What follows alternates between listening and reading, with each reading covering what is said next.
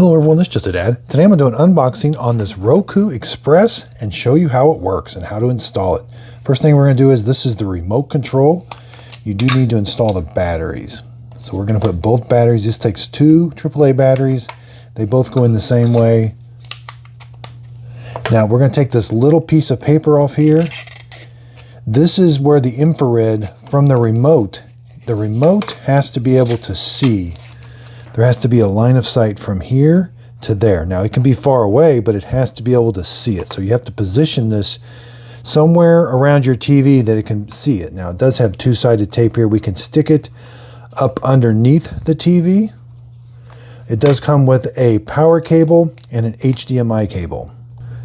Now the power cable is 5 feet long, but it does not come with the power supply. Your TV should have a USB output. That's micro USB. Now that's how you're going to power up this Roku Express. It will only go one way. There's like a small end and a big end. Put the small end down, push it in. That's the reset button if you ever need to reset it. Here we have an HDMI cable. This is HDMI out.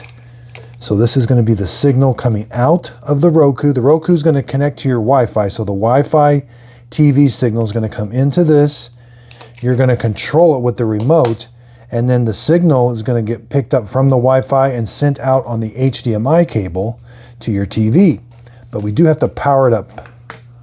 Now on the back here we have HDMI cables, but USB is right here.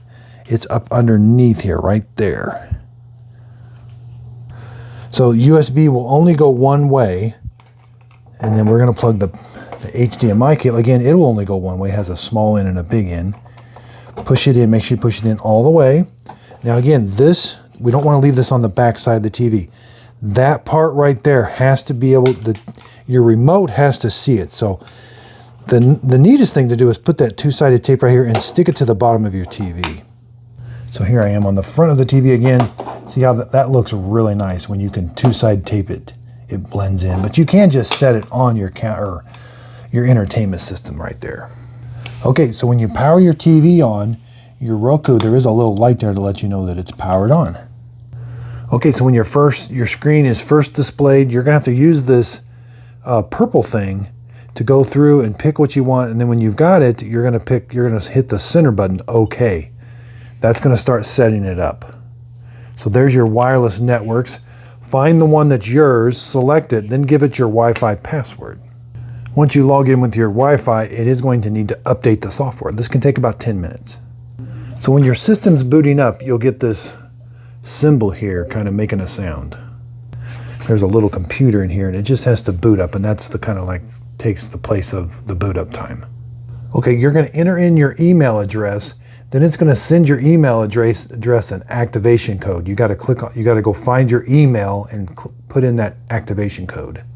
Okay, so once you click on your email, then it's going to take you to a website, and then you got to log in to your Roku on the website, and then it finally activates this, asks you what channels you want and all that. Now it's going to update all the channels. Okay, this is kind of the home channel. So you click the home button. These are the channels. You can use the cursor to go over and select. So if you want to play Netflix, Disney. Now, if you want to add one of these boxes, which is a channel, you're going to go down to search over here on the left.